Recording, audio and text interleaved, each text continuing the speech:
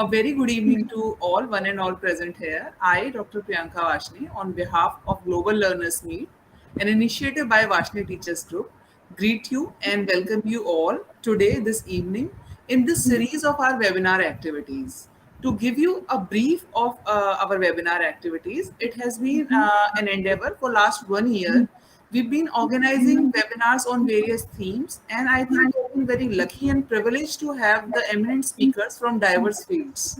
And all the participants who are regular, I think they would agree with me, echo with me that these webinars have turned out to be very, very enriching in nature. And we have learned a lot.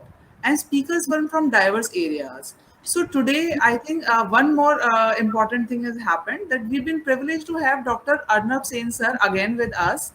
Because last time also we heard sir, and this time I think we've been very lucky. The second time we are getting the opportunity to listen to sir. So this is our 26th session, and we are having Arnab sir with us. He's from Division of Animal Health, ICAR Research Complex, Shillong. And the topic he'll be discussing will be emerging viruses, spillover, and consequences. So, without further delay, I would like to invite Gagan Gupta sir to please come and introduce Arnab Sen sir to our audiences. Thank you, sir. Thank you, Dr. Thank you, Dr. Priyanka. Thank you, sir. Welcome, Dr. Sen, once again on our forum. We are indeed privileged to have you here once again. In fact, your early words, we started our webinars with your talk last year. And now again, we are having you after a gap of 1 year. It's very, we are highly privileged. So for the audience, let me introduce Dr. Sen.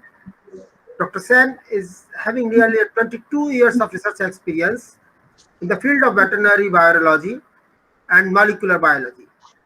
This includes a period of 6 years in the field of fish processing, 8 years in the field of virology, and 5 years in the field of veterinary public health and integrated farming. Core experience in the field of protein virology, arterovirus, morbillovirus, vaccinology, thermostabilization of vaccines, studies on multi-drug resistance, and diagnostic ELISA development.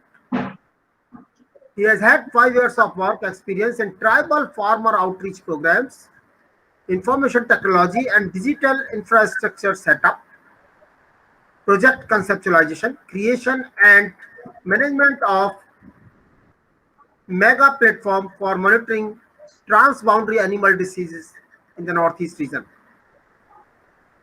Dr. Sen is the group leader of the project Kiran, that is Knowledge Innovation Respiratory for the Northeast. This project, Kiran, has been awarded 3 awards, namely E-India 2014 Award and 2 Scotch Orders of Merit for Agro Advisory and Tracking SMS Services in 2015. This project, Kiran, was nominated for the finalist stage in the CSI E-Niland Award in 2015. Sen received appreciation from the Director General ICAR for having citations in the peer journal platforms for an article regarding use of heavy water in thermostabilization. Pioneered an identification of PRRS for the first time in the country in 2012 that was acknowledged by the DAHDF. Dr. Sen is now working with the ICAR Research Complex for Northeastern Hill Region, Bada Pani, close to Shillong. He has won the Sardar Vallabhbhai Patel Outstanding Institute Award in 2012, and the citation mentioned the work regarding first-time identification of PRRS by the Institute. Dr. Sen was selected as an OIE ad hoc expert for writing and revising a chapter on porcine respiratory reproductive syndrome viruses. Dr. Sen has also been nominated as an expert member for PRRS control in the Northeast by the DAHDF and attended meetings with the Animal Husbandry Commissioner in 2019 for strategic control of the disease in active collaboration with NIH SAD Bhopal.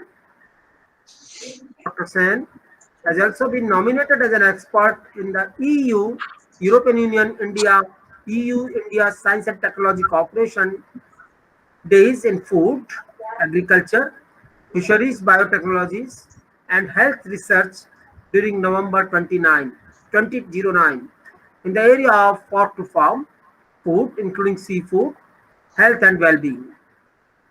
Dr. Sen has also been nominated for Commonwealth Scholarship in Molecular Biology in the year 2002 by the erstwhile Ministry of Human Resource Development.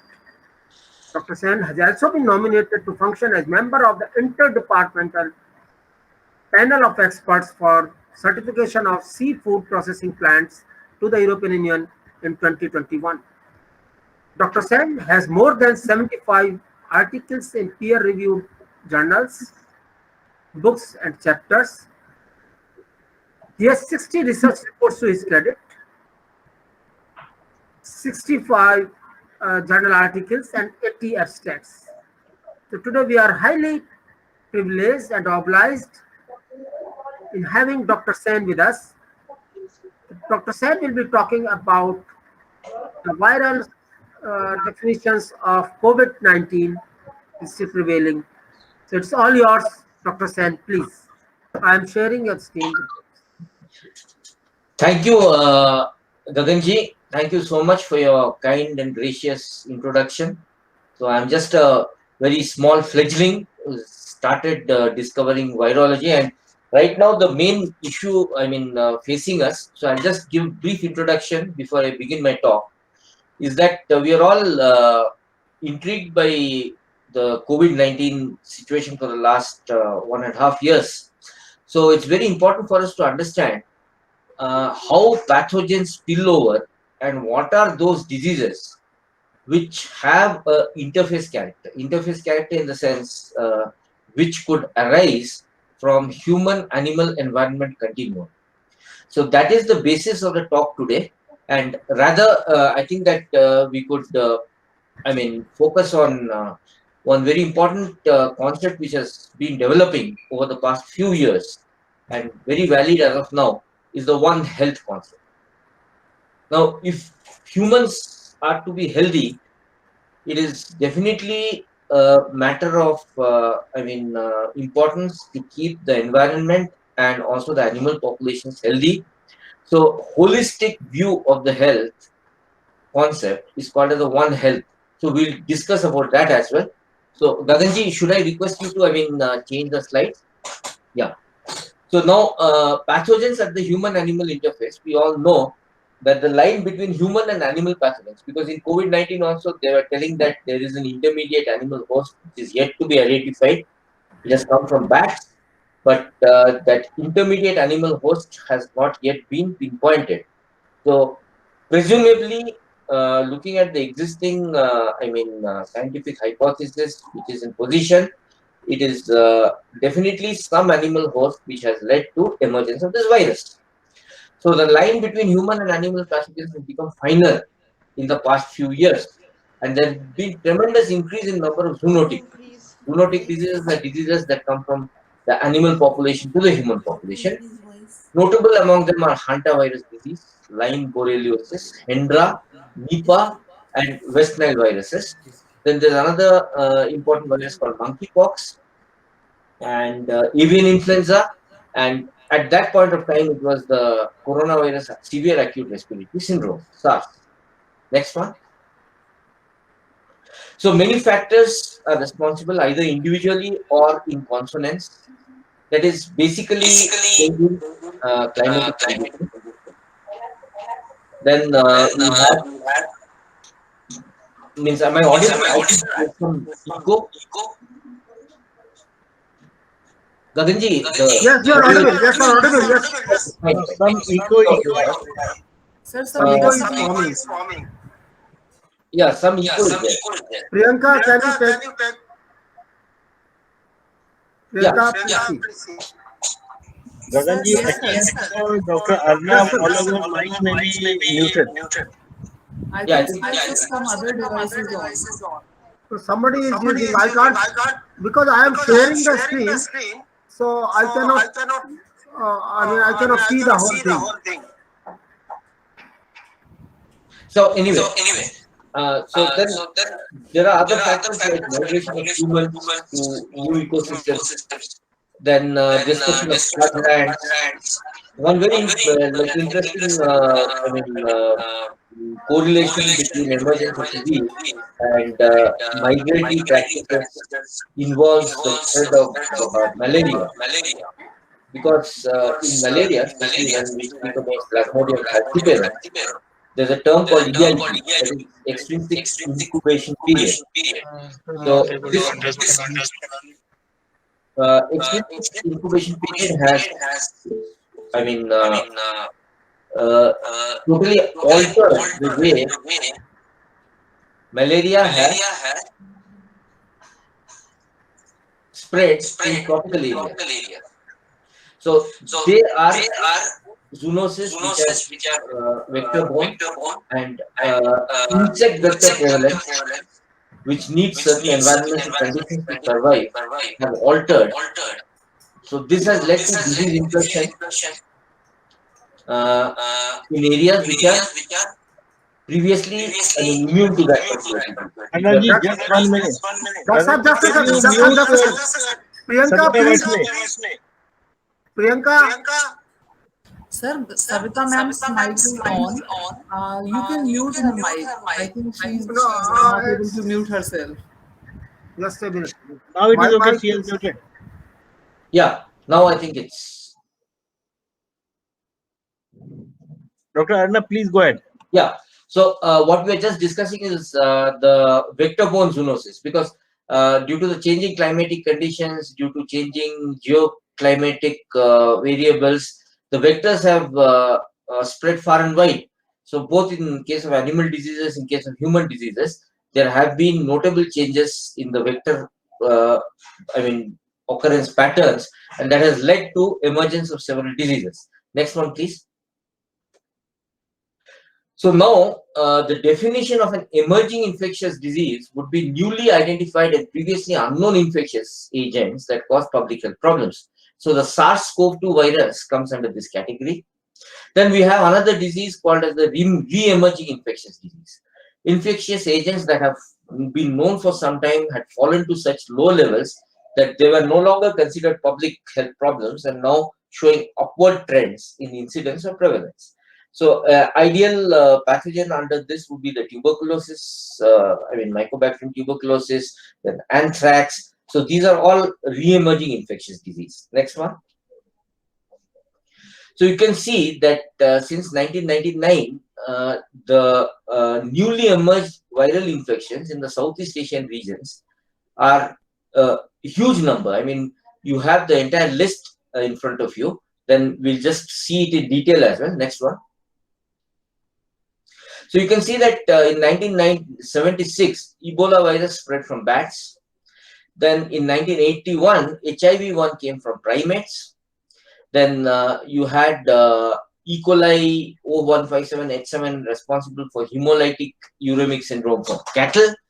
Then there was a bacteria called Borrelia burgdorferi from rodents. Then HIV-2 again in 1986 from primates. Then we had a fatal disease in Australia called Hendra that came again from bats in 94. Then we had the prion diseases, that is the bovine spongiform encephalopathy and Creutzfeldt-Jakob disease from cattle, which was called mad cow disease. Then we had the bird flu H5N1 influenza A, which came from chicken in 97. Then another dangerous disease in Malaysia called Nipah, which has come and has become endemic in Bangladesh from bats again in 1999.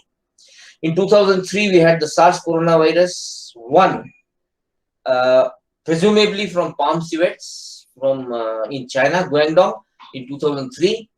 Then again, the swine influenza or swine flu, as it is called, influenza H1N1 2009. Then we had the SFTS virus from ticks in 2010.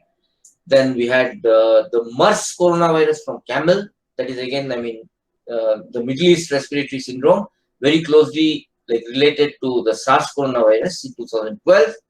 Then H7N9, again another fatal influenza subtype originating in 2013. So the list you can just see from 76 to 2013, how many spillovers have been there. Next one. So the entire Southeast Asian region has become a hotbed for emergence of these viruses. So you can see that newly emerging infectious disease posing serious public health threats. That is the H5N1 avian influenza, H7N9 avian influenza, SARS, Middle East respiratory syndrome coronaviruses. They all have their origins from the Southeast Asian region. Then outbreaks of known epidemic prone diseases continue to occur at a very high frequency: dengue fever, chikungunya, leptospirosis, and outbreaks of potential exotic diseases to be introduced and spread. That is, diseases with extreme threat potential like Nipah virus, Zika virus, West Nile virus, they all continue to occur. Next one. So you can see that this is the global representation of emerging diseases in the near past, in the past 2 decades or so. So the extent of occurrence and the distribution globally is really frightening. Next one. Now, if we compare the air travel density or the frequency for 1922 and 2013, you can see how interconnected we are, and an exemplary proof has been how fast SARS-CoV-2 spread across the globe. Right? Next one. So now let us consider SARS, which occurred in 2003. So no infectious disease has spread so fast and as far as SARS did in 2003. But luckily, it just lasted for a period of 3 months. So you can see that there were 812 deaths and 8,439 cases before this virus was, suppressed itself or disappeared, right? And this is the global distribution of the SARS-CoV-1 virus in 2003. Next one. So you can see that in China, where this disease originated, between January to April, there was a peak, and then the peak suddenly came down, and the virus went into hibernation or hiding. Now, one very important thing that comes to our mind is that had this virus been around for some more time, slightly longer time, people would have taken care to work more on it. So as of now, since SARS was not much of a threat, or it came and went so suddenly that it was, not given that much of importance, because there were other priorities at that point of time. So people were wondering, or they were much more involved with the emergence of influenza viruses. So they used to think that the next pandemic would be either from the avian population or from the swine population. But then you had SARS-CoV-2. Next one, please. So you can see that in 1993, this is the CDC's list of most significant global epidemics over the last decade. So you can see that all these diseases have been mentioned, and as of now, in 2019, SARS-CoV-2 has changed our lives and our very existence is under threat. Next one. Now, the volatile nature of this virus, this is a research report from IIT Guwahati, which says that COVID-19 virus is found in a sewage outlet which is located in the Bharalu River in Guwahati, and could have spread potential from that aspect as well, because they're working on that. So, the nature of the virus, or the routes of infection, as of now, we are taking precautions of hand washing, mask, because aerosol is the most common route, but there could be other routes in the days to come. Next one. Now, this is again geographic spread of dengue hemorrhagic fever between 1950 to 2010. So you can see that in 1950, we were more or less free from this disease, and 1970, this disease started increasing towards Bangladesh and Myanmar, that area. But now we are endemic for dengue hemorrhagic fever, which is seasonal, as well as in certain areas, it is, it occurs all through the year. Next one. Now, this is another very important disease which is having a very close resemblance to smallpox, which has been globally eradicated. So, this particular virus, which is called buffalo pox, has a 98% genome homology with the smallpox virus, and it causes nearly fatal infections resembling smallpox. And there have been buffalo pox outbreaks in humans and animals in Western Maharashtra in the recent past. Next one, please. So this has become endemic in that area. Next one. So you can see that these are some of the publications of hantaviruses in India. This hantaviruses are rodent-borne viruses, and these are viruses which have extreme threat potential and occur in areas post-flooding. Because what happens is that whenever there's waterlogging, for example, in Delhi, you've been experiencing rains and a lot of waterlogging. So rodent burrows are filled up, and rodents come out and start like moving around in the open. And in rodent urine or through rodent discharges, hantaviruses spread, and hantaviruses cause hemorrhagic diseases, which can have devastating consequences. It's more or less like Ebola virus. Next one. So now let's come to the definition of what is One Health. Now, the collaborative efforts of multiple disciplines working locally, nationally, and globally. This is very important. So we have to have an approach at the local level, then at the national level, and then at the global level to attain optimal health for people, animals, and environment. Now, prevention of human diseases through the control of infection and diseases in animal populations within all ecosystems. Because if we do not manage the animal population, if we do not manage, by meaning animal population, it's not just the domestic animal population, it involves the wild animals also, it involves the predators also, it involves any vertebrate host which could be of threat. So it does not involve creating new systems, but realizing existing systems and creating necessary linkages for data and action sharing. Because right now we are working in silos, because we really don't know. We just were having a discussion on how mathematics could play a very important role in life sciences. But unfortunately, I mean, the area of convergences are so limited that true potential of this is not being realized. So now the potential areas of application of One Health would be climate change, zoonosis, antimicrobial resistance, food safety, then prevention of non-communicable diseases and environment. Now, when we talk about antimicrobial like resistance, that is also a very important aspect. Now, priority areas for operation of One Health would be zoonosis like avian influenza, rabies. Then antimicrobial resistance, that is a national action plan on antimicrobial resistance. Food safety, that is farm to fork. I'll just give you a very quick example. For example, you have organic farming, which is being encouraged. So organic farming uses mainly animal manure or animal-based compost. So what happens in animal-based compost is, suppose the farmer does not treat the compost well, then there's every likelihood of drug resistance organisms spilling over to the food crops. And there are people who say that no, we cook it well before eating. But what about dhania patta, or what about lettuce leaves, or what about other garnishing material which is put on the surface and not heat treated? So that serves as a vehicle to get those organisms directly into our system. So that is something very, very important. Then non-communicable disease prevention and control. So that organic farming takes care of it due to carcinogens and other things. Then climate change is multi-sectoral risk reduction measures. Next one, please. So now we'll just consider the influenza virus, because the influenza virus has an ecology which is not known to any other viruses. They occur in almost all the vertebrate hosts. And how the influenza virus virulence, I mean, like increases, I'm just going to briefly tell about it. That is, you have a protein, every one of us know, because right now the concept of viruses have become so common after the SARS-CoV-2. Every one of us have heard about the spike glycoprotein, right? The spike glycoprotein is that portion of the coronavirus which binds to the ACE2 receptor.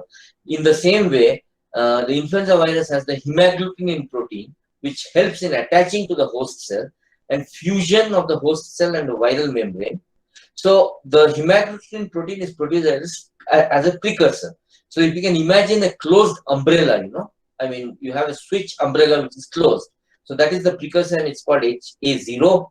And this HA0 requires cleavage.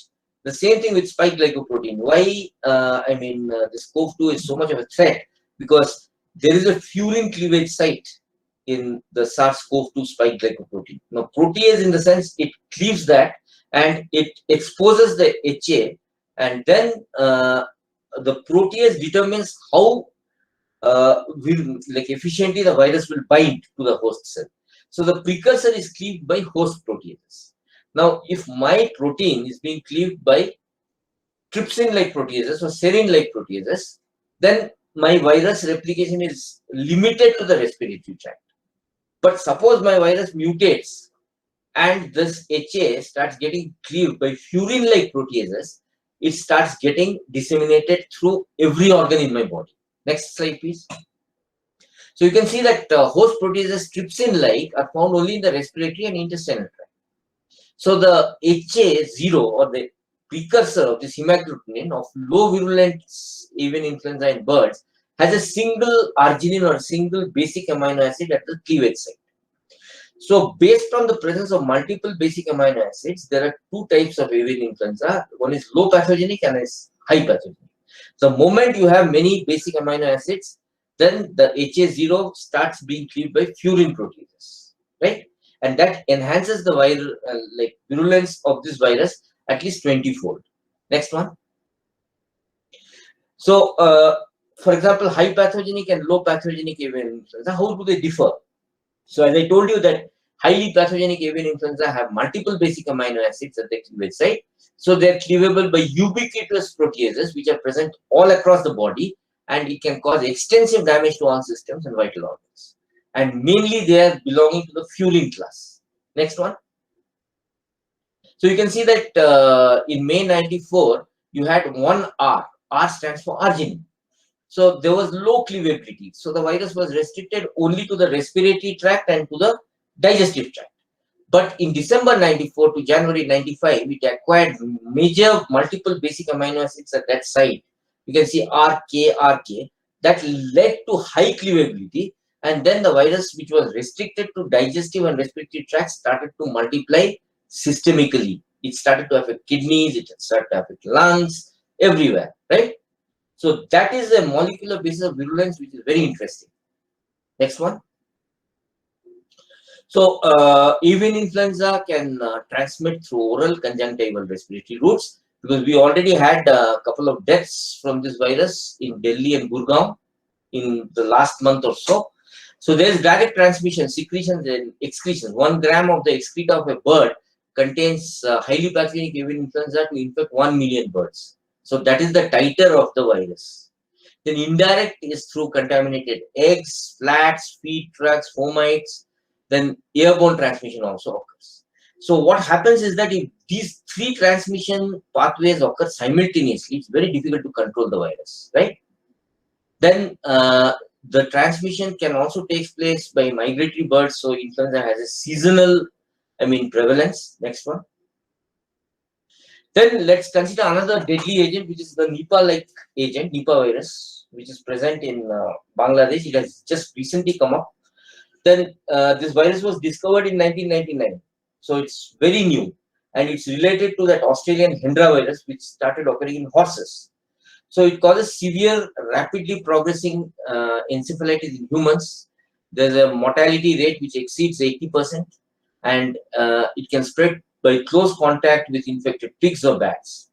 And it can cause severe respiratory disease in pigs.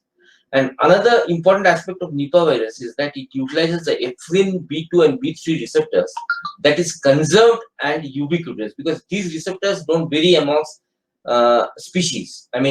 A cattle, dog, human, goat, ephrin would not have much of difference. So there is a risk of seamless interspecies spread. So the virus can spread from bats to pigs, pigs to goat, goat to cattle, cattle to humans. So that's way it becomes a very threatening disease. Next one. So you can see the geographic distribution of Nipah viruses. These are the next potential, threat agents to be seen. So you can see that Australia, Malaysia, then Bangladesh, and even in India, because in India we had a Nipah outbreak in, Kerala, then Nadia district, West Bengal. Then there were Nipah-like antibodies present in bats from Gurgaon also. Next one. So this is a new viral zoonotic disease. Bats are the reservoirs. Pteropus bats are the zoonotic hosts, because Pteropus bats are vegetarian fruit-eating bats, and pigs are likely amplifying hosts and can be transmitted to goats, cattle, and dogs. And transmission from bat to human and human to human has been seen. So here one very interesting thing that I'd like to say is that you have this khajur ka ras, which people consume during winter months. So that is date palm sap. So this date palm sap is harvested in villages, and these Pteropus bats, they love to feed on dates, and their urine contaminates this khajur ka ras or the date palm sap, and people consuming that, they get exposed to Nipah virus. So it has an incubation period of 4 to 20 days, and very common symptoms with Japanese encephalitis, and there is much higher mortality in Nipah when compared to Japanese encephalitis. So you have these are the symptoms. Next one, Gaganji. Yeah.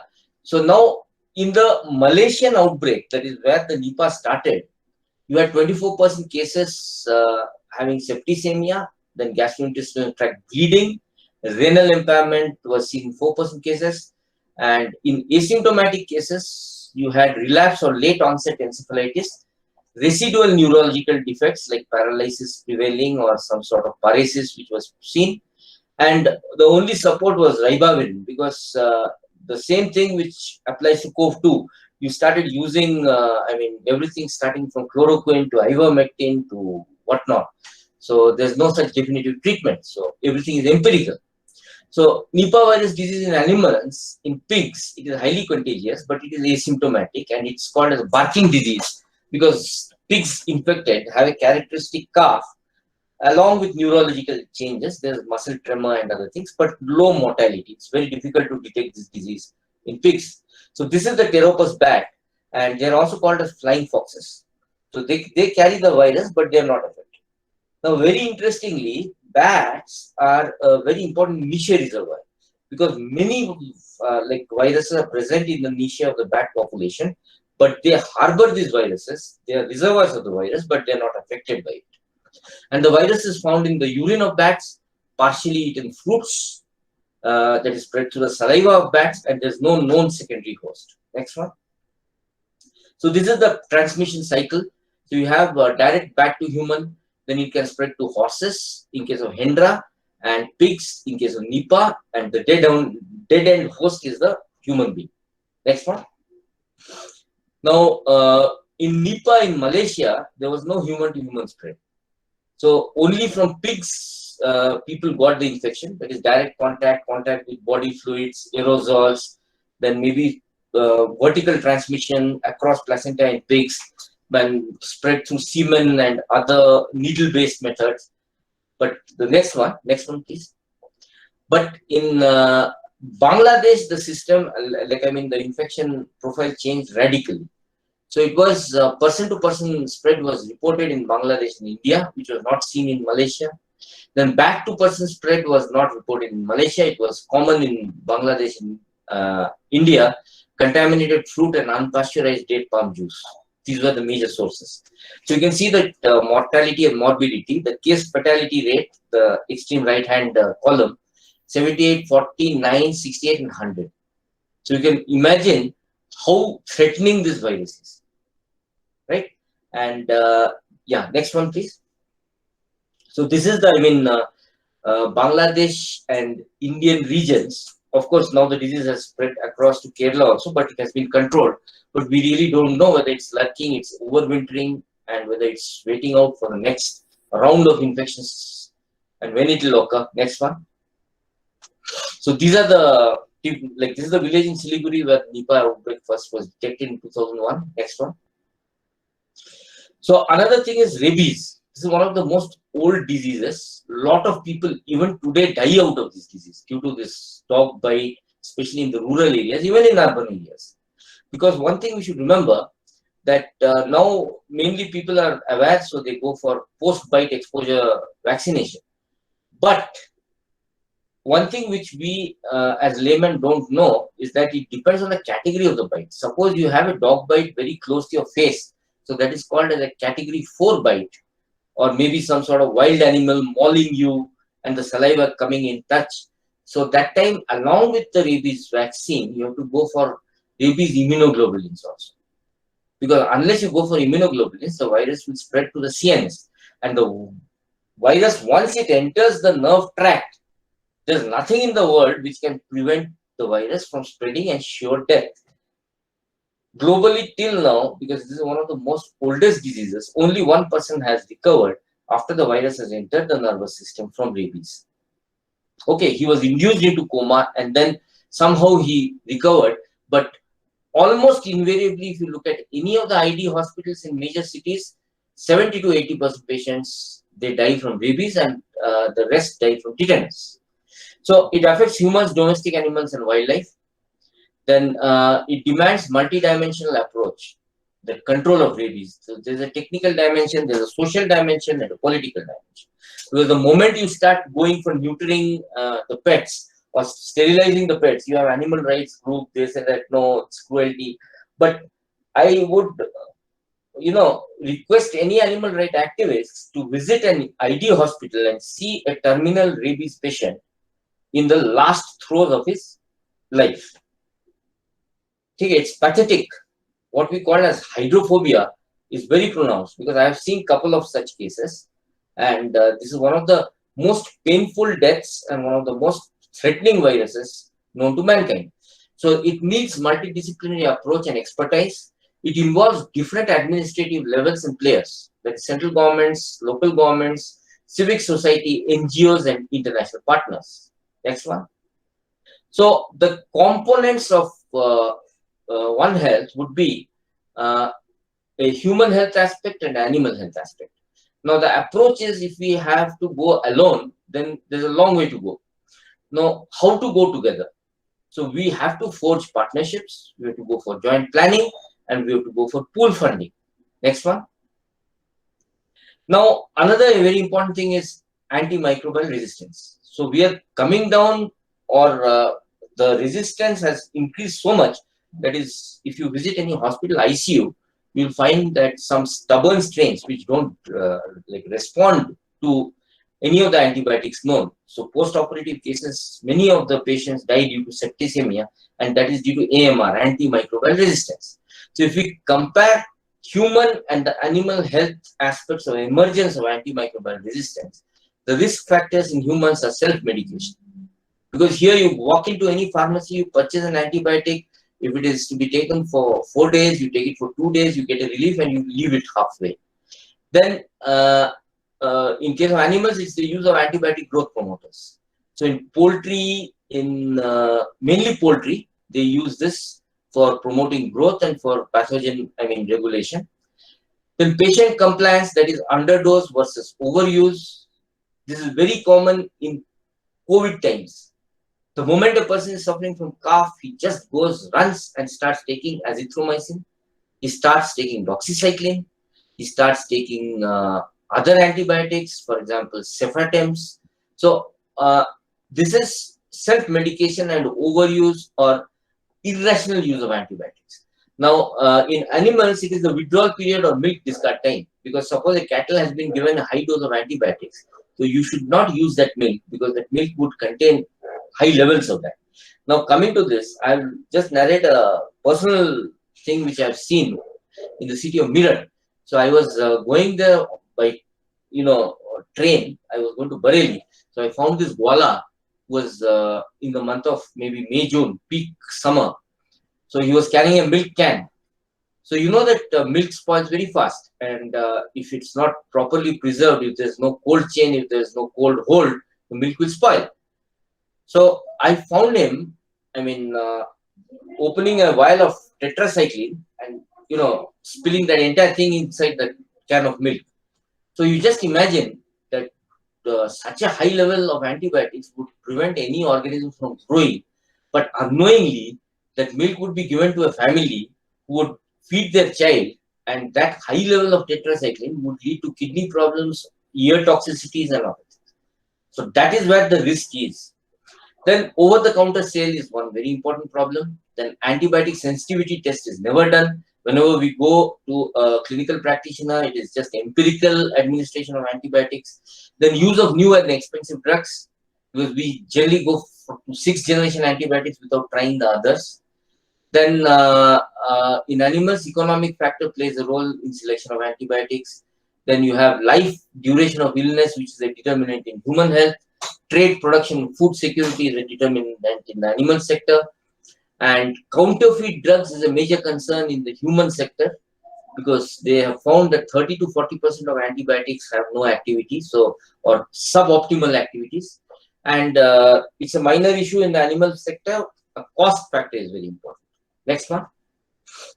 So AMR, antimicrobial resistance, is a food safety concern, because antibiotic use in food animals for treatment, disease prevention, or growth promotion allows resistant bacteria or genes to spread from food animals to humans through the food chain. So there has to be an increased awareness and specific policy guidance on containing antibiotic resistance. Otherwise, this is also going to be a major, threat in the days to come. Next one. Now, the global action plan for antimicrobial resistance is whole of society engagement, that is taking a One Health approach. Then prevention first. So if we go for good sanitation, hygiene, and IPC, for example, in COVID-19, hand washing is very much stressed, because that is a primary level or preventive level which can control the virus. Then access, that is preserve ability to prevent and treat infections. And sustainability would be when all countries have a national action plan with defined budget and incremental targets for implementation, because plans are there but they're hardly ever implemented. Next one. So improve awareness and understanding, then strengthen the knowledge and evidence base through research and surveillance, reduce the incidence of infection through effective hygiene, optimize the use of antimicrobial medicines in human and animal health. Otherwise, irrational and empirical use of antibiotics is leading us to devastation. Then develop the economic case for sustainable investment, because today, 3 years back also, when I used to go and present projects on disease surveillance for Northeast region, I used to be scoffed at, ridiculed, that you need so much of budget, there's hardly any disease, you're imagining things, you're dreaming up. But today, dear friends, don't you think that SARS-CoV-2 has affected each and every aspect of our life? We have lost so many near and dear ones which could have been avoided. And we are utterly helpless in front of this virus. So there is a need for sustainable investment for development of new medicines, diagnostic tools, vaccines, and other interventions, and commitment to report progress. Next one. So the steps in promoting the One Health approach would be advocacy for One Health, then a change in the policy, a change in behavior, which would involve out-of-box multidisciplinary approaches, holistic approach, working together, and networking. Next one. So these are the 5 critical steps in establishing the One Health system post-COVID-19. One is consensus among stakeholders, collaboration among professionals, then cooperation among interdisciplinary groups. We should stop working in silos and go for convergence. Commitment, both political and financial, and coordination among partners. Next one. So the ideal expectation would be coordination, collaboration, and communication between human and animal health sectors for joint planning, investigation, and control of zoonotic and disease problems of common interest. Next. But in reality, next one, there is hardly any commonality between these two sectors. In the normal mode, we work separately, and for the worst case scenario, may even work in different directions under different plans. So we have a program on Brucella in the human sector, in the animal sector, but we hardly know what we are working on. Each of us hardly know anything. Then lack of coordination at field level. There's absolutely no coordination between the human and the animal health groups. Then during the crisis mode, incomplete data from investigation to link human cases with animal cases, communication to the public then disease control implementation without taking into considerations any possible socio-economic consequences and regulations involved. For example, the mask wearing episode was something which was very much, confusing in the US. So Tony Fauci had told that you don't have to wear a mask, a cloth mask is good enough. Then he said that no, this virus has no aerosol spread potential. It is not airborne. Then came the concept, yes, it is airborne. Then go for N95 mask, then go for double mask.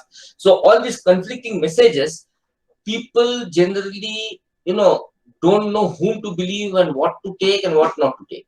This is very much common in countries where 3 or 4 vaccines against COVID-19 are available. So how do I know which is better for me? Covaxin is good, Covishield is good, Sputnik is good, Pfizer is good, Johnson & Johnson is good. Everyone, there are different preparations. No? So I go by what feedback is given to me. So there has to be a commonality of communication. So establishment of coordination mechanism, planning, training, outbreak investigation, response, forum for interaction and networking are very critical. Next one. So the coordination mechanisms would involve 2 aspects of a coin, that is the human and the animal health sectors. Research should coordinate with each other and the response should be unidirectional. And then only we'll have the goal of coordinated risk reduction. Next one, please. So there has to be a joint formulation, capacity building at professional and para-professional levels, networking and information exchange should be transparent. Next one. So operationalization of One Health, this is a very important slide. There has to be ownership of the concept. Because the moment we say that who is responsible for implementation, they said the veterinary group is responsible because Japanese encephalitis, pigs are the ones who are responsible. Then the veterinarian said, no, pigs are not responsible. It's the human, the mosquito population which is responsible. So there has to be an ownership of this concept. Coordination has to be there among networks. There has to be a joint program and implementation. Then there has to be prioritization of activities. That is very important. Then the funding mechanism has to be regular. It has to be sustainable. In order to build the health infrastructure, especially the preventive health infrastructure, one has to invest a lot. And that will save us from these deadly epidemics in the days to come. Then there has to be monitoring and evaluation, because academics only or hypothetical research won't help us in this. Then international partnership, that is in the long run. Next one, please. So the key messages would be that everyone can contribute in promoting One Health by understanding interaction and interconnectivity of the issue. And this is very important after the post-COVID-19. So that's a very important lesson that all of us should learn. And there is a growing recognition of One Health. However, it has to be translated from concept into actions through country-level activities. That is very important. Then global challenge like COVID-19 is not restricted to one country. It's affecting the entire world. That requires global solutions. And one size does not fit all. So we can't have solutions which work in Russia being implemented in New Zealand and expect that to work as good as it has been. So, it has to be tailor-made. Next one. So the way forward would be to strengthen infrastructure for surveillance and monitoring, then forge network connecting existing labs or institutions in the region, uplink with referral institutes. For example, we hardly have during normal times, normal in the sense pre-COVID times, we hardly had any such efforts by these huge private medical institutions sharing data, because once the patient is treated, okay, fine, go home. But once this came into play, then for every single movement we have to do a COVID test, we have to show a vaccination certificate. So everything has become sort of restrictive. So one very important thing is that the network connections have to be forged. Then we have to uplink with referral institutes, create pool of trained manpower. That's very, very important. Next one. So this is a common scene which you can see in the Northeast. This is the way they slaughter chicken. And a person visiting the chicken market gets exposed to aerosols which are deadly. So you have absolutely no way, and those bowls that you're seeing on the right hand side, they contain fresh blood. So that is consumed as a delicacy. So that is extremely hazardous for spillover of influenza viruses of avian origin. So these type of settings have to be kept in mind when we are devising a plan. Next one. So today's mingling, this was told in the year 2002, of people, animals, and microbes in new environments has no historical precedent. We all await the coming plague. This was told by Thomas Garrett, a noted epidemiologist, and this statement proved uncannily true in 2019. Just a span of 17 years. Next one. So preparedness is the key, and I think that all of us should realize that what could be the threat potential. Right now we are caught in one, but there could be many more to come. So that is the entire objective of this talk, and I thank everyone, and we would love taking questions. Thank you.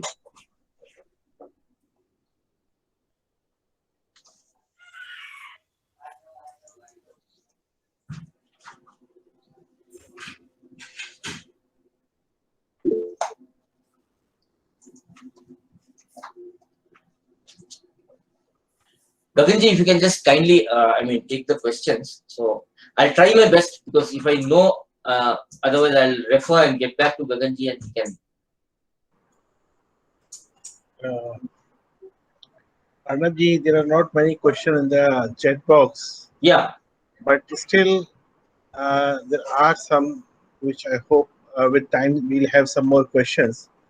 So first thing is that you have shown the map of Southeast Asia and how various viral attacks have been growing with time. And Yeah. in fact, in recent time, the periodicity has been more frequent Yeah. than in the past. Right. So how do you explain this?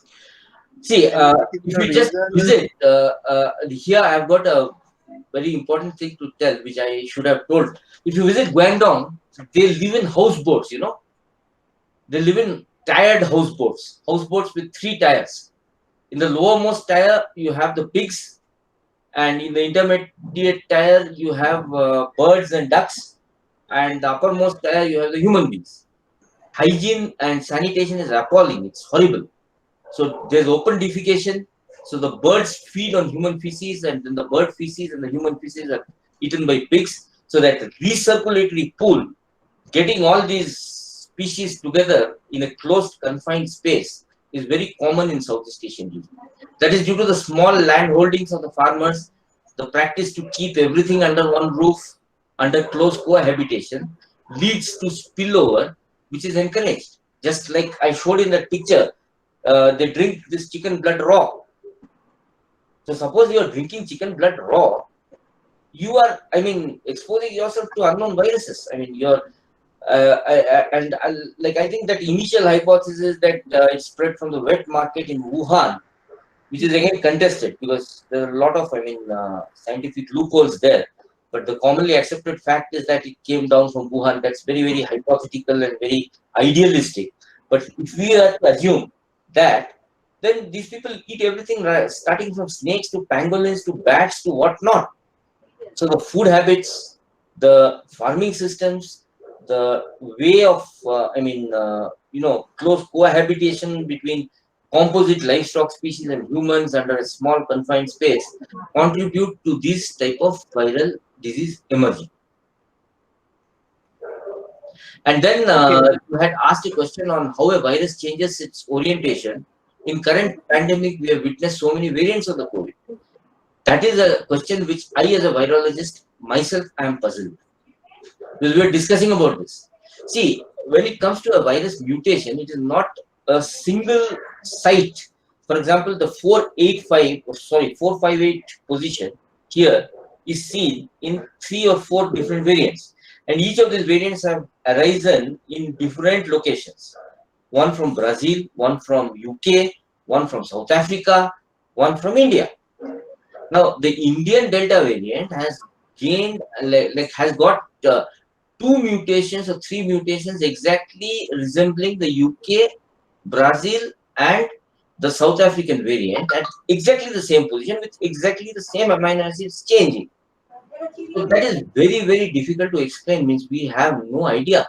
And all these mutations are gain of function, because had it been something, as per the trend, then, SARS, it started mutating, and then slowly it was never seen. Means it lost its virulence and it died down.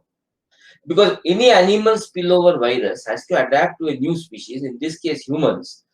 So it has to adapt.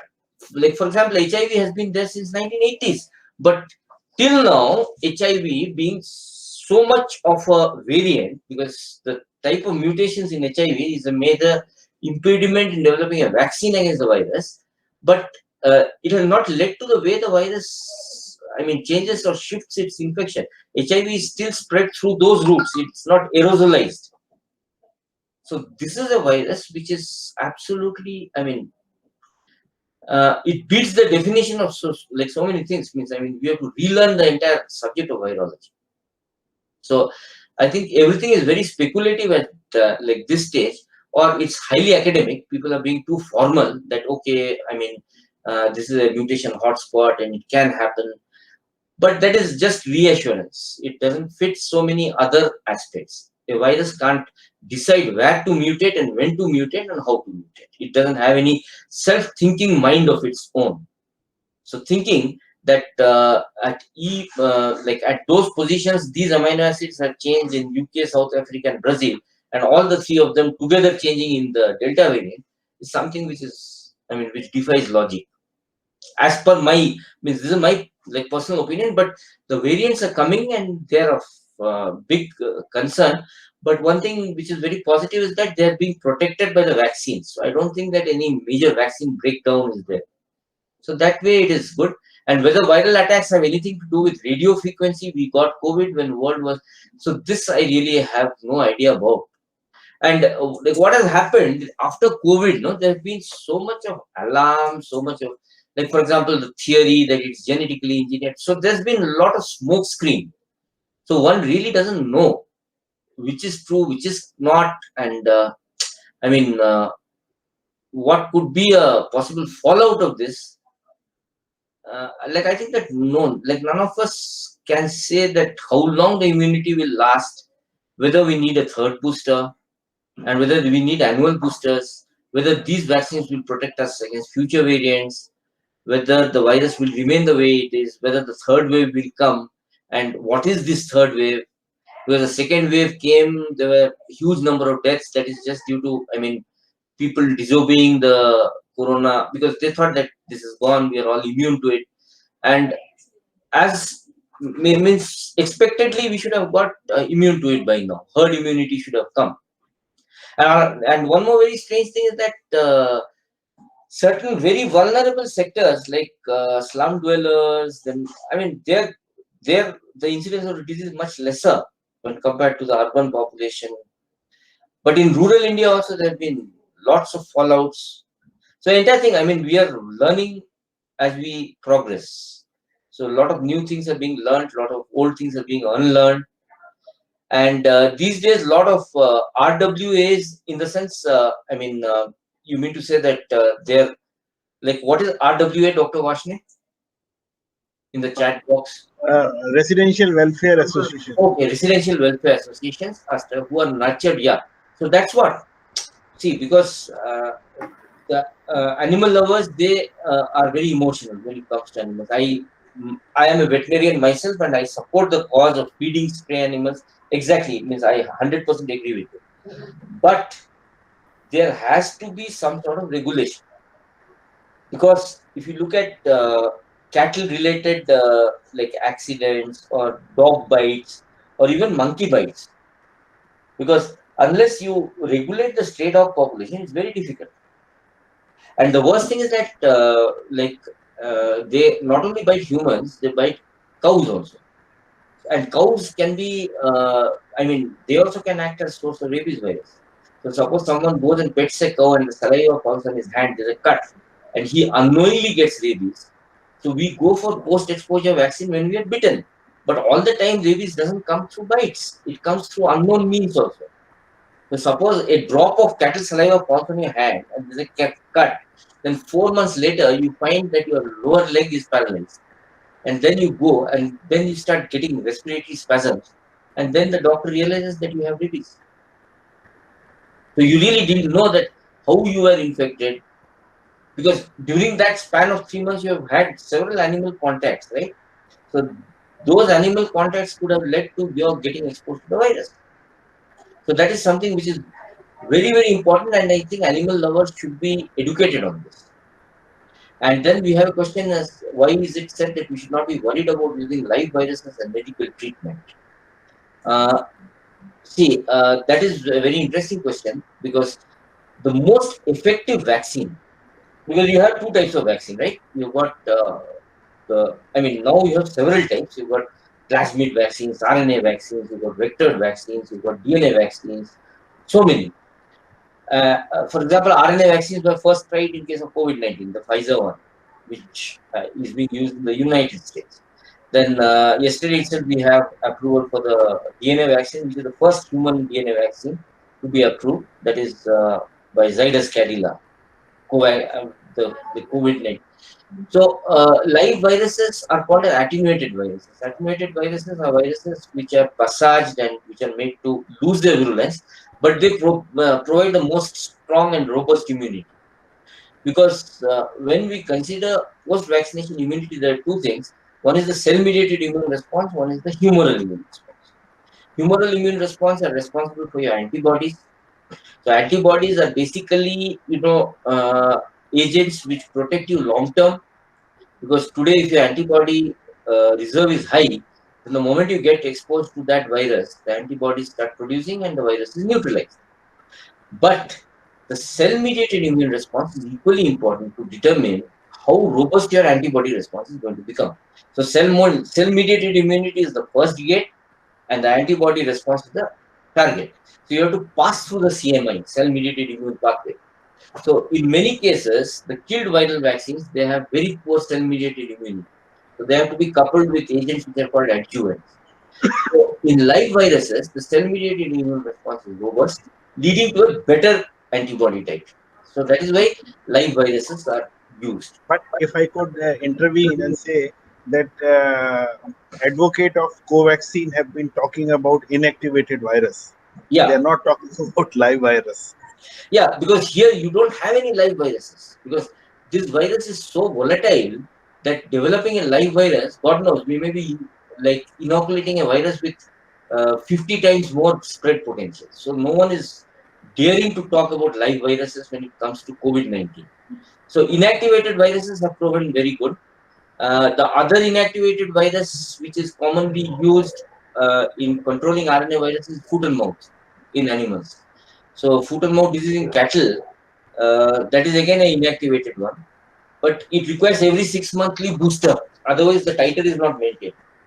क्योंकि जो inactivated viruses होते हैं ना, and especially if it is an RNA virus, then what happens is that the titer is very short-lived. In case of foot and mouth also, so every 6 months you have to give a booster dose so that the titer is refreshed. Dr. Hukum Singh wanted to say something. Yeah, please.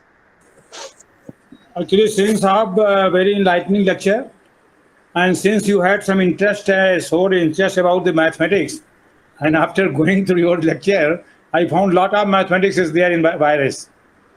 You know, one virus starts from 0 dimension, then 1 dimension, then 2 dimension, and it's in the 3 dimension spherical form. Yeah. But till the proper mathematics is applied, then what kind of the medicine should be given? If it in a very initial state, means we call it 0 dimension, a very small amount of medicine is required. If it has spread 1 dimension only, then a little more, then 2 dimension, little more, then 3. But in a general way, whatever medicine we are providing, in a general way, whatever way spherical form is there, and whatever diameter, the diameter of the virus may be nanometer or micrometer, all of you might be knowing and measuring everything. So again, if proper mathematics is applied, then what kind of doses should be given for a particular patient? General medicine we are giving, and this is why a lot of bad effects are also there. And if proper mathematics is applied, I think, then different kinds of different types of doses could be made, and then according to spread of the virus, we can give to the patients. So a lot of mathematics is there involved. Exactly.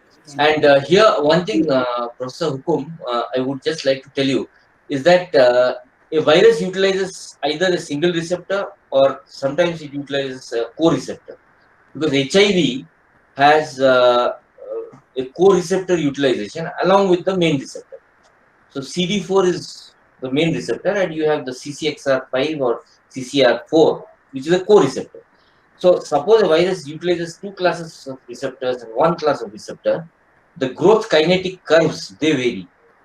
You have a parabola in case of one hit kinetics, and if it is two hit kinetics, then you have an ellipse.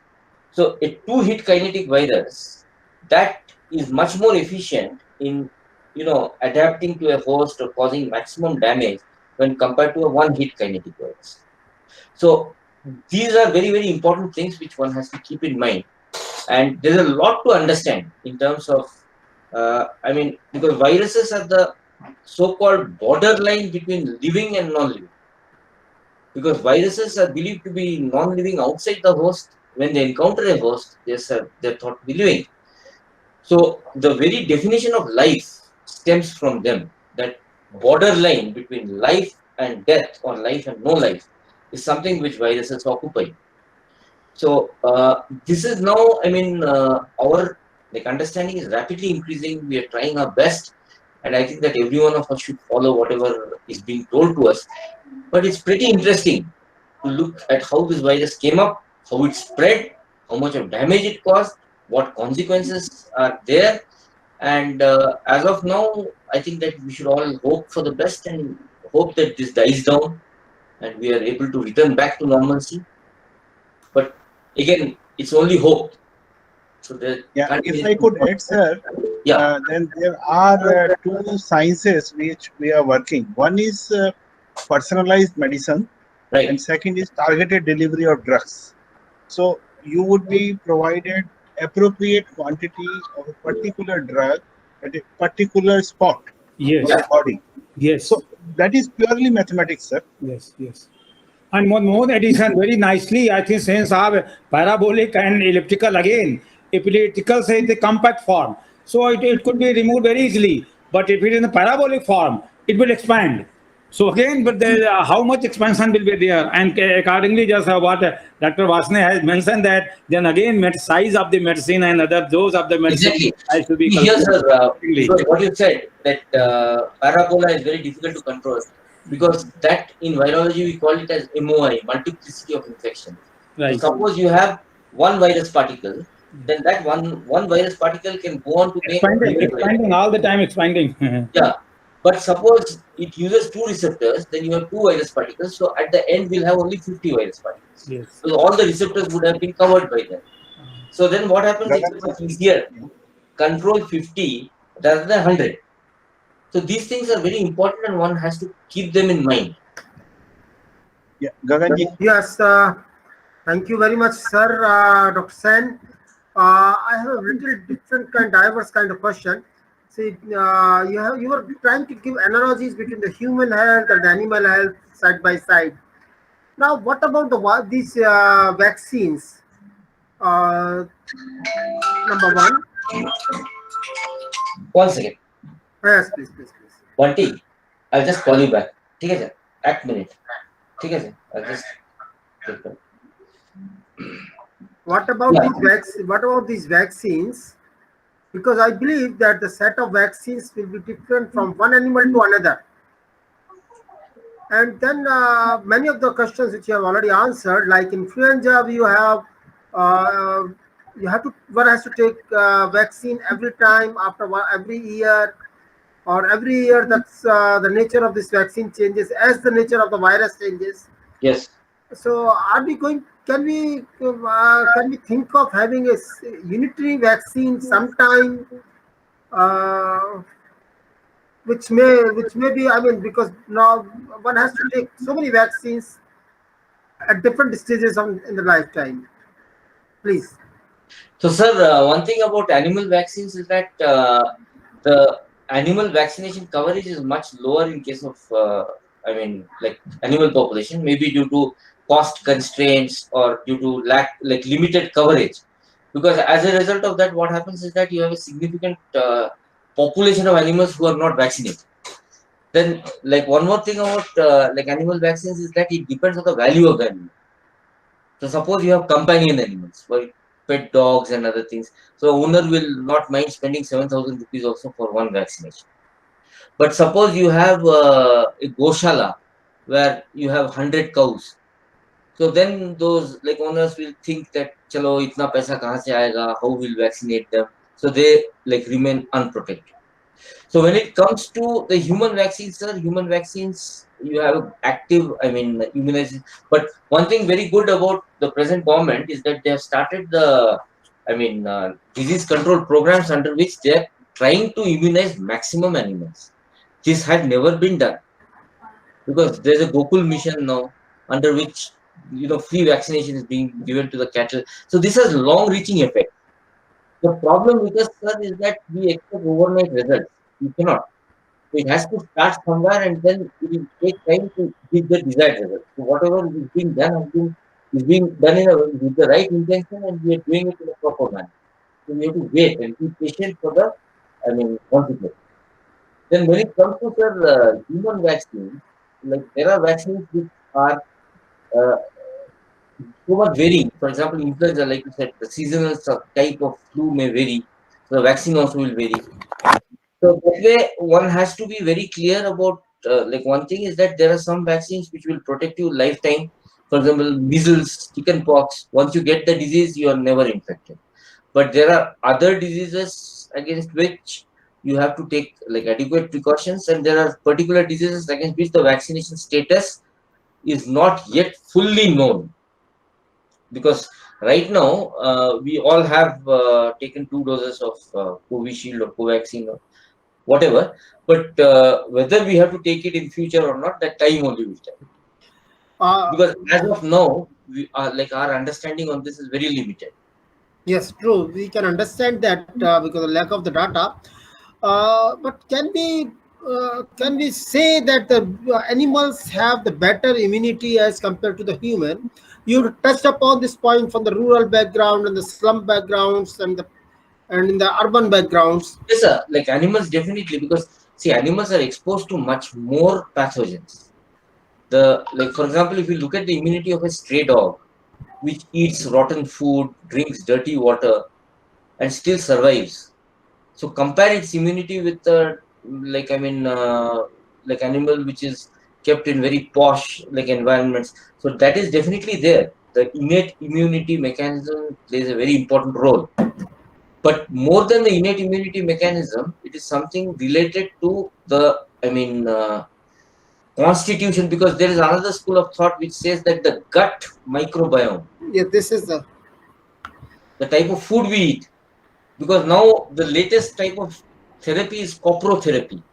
They're going for transplantation of the fecal material of one person's intestine to the other person to give him a better gut immunity. Because they say that the gut immunity has a very important role in determining the resistance of that person. so the recommendation is that we should be exposed to all kind of foods rather than Today, sir, like this is a two-edged sword, because yeah. suppose you are exposed to us, like for example, when I was a student, I never used to hesitate to get down to the nearest station, fill in tap water in a plastic bottle and drink it. Now you cannot During think our of journey. it. But I'll never Yeah. dare to do it now. No, now we Like the cannot moment I do it, then like I think I should be admitted to a hospital. So shall we go back to those days? I believe it will be better for our health. So that way, sir, I think that it has a lot of role. I mean, that area, the nutrition, immunity, the innate immune response, the defenses, how strong your immune system is, that plays a very important role. True. Actually, be as natural as possible. Yeah. Yeah, Because see the people, those who are working in this gut microbiome, they say that don't try to be over cautious about the cleanliness. yeah, Don't try to be over cautious about the yeah, food because you look choices. at there's no such statistics available, but you look at how many beggars have been infected with COVID-19 and have been on ventilators. Probably none. So that indicates that there's That some indicates this is factor which is present in them which makes them more resistant, yes. whatever it is.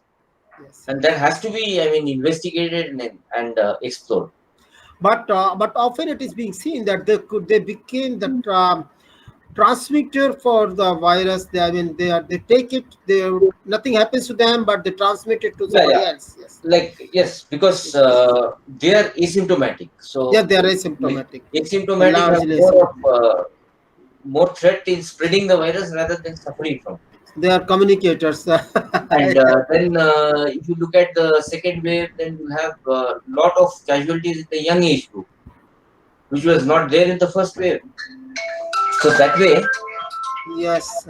yeah, Peter, I'll just call you back. Okay, I mean, We are sorry, Dr. Sen, we are disturbing you. No. like, not at all. No. I would But love to be. लेकिन आपका lecture इतना अच्छा है sir कि वो सवाल पर सवाल है बहुत सारे. नहीं, like I would if- welcome all questions, Yes. please, because whatever you have, let us. Yes, sure. But now let us hand over the task to Priyanka ji, Dr. Varshney, or Dr. Sandeep ji. Should you like to? Sure, sir. I think it goes back to Priyanka. Yes. Thank you, sir. I would propose the formal vote of thanks.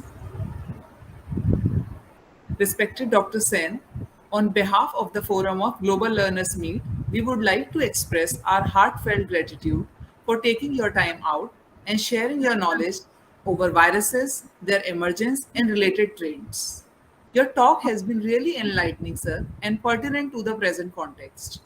The lecture was very practical in its approach and had the capacity to reach to masses on the commonly perceived a very complex topic such as virus. I would also like to thank Dr. Gagan Gupta sir and Dr. Sanjeev Varshney sir for always taking the lead and coordinating and organizing such enriching talks.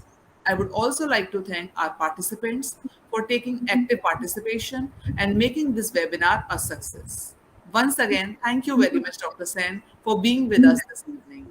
Thank you so much. And next is on. Today's webinar coming to an end. Formally, informally, chit-chats and talks are always welcome. Thank you. Priyanka, tell us about the next webinar too. Yes, sir. I'm displaying the screen. Yes, please. I'll be sharing about the next webinar activity. That is on 4th of September. My screen is visible, sir? Not yet. Yes, now Yeah. it is. Now it's visible. Now it's. I'm making it full screen. So, yeah. So this is there. This is the flyer of our next activity. This webinar is going to be conducted on 4th September 2021. This is going to be our session 27, session number 27. And the timing will be same, 7 p.m. onwards. We have two good lecture resource persons with us. To young persons. To young Yeah. persons. To young youngsters. persons. To Yes, yes. youngsters. Yes, yes, definitely, sir.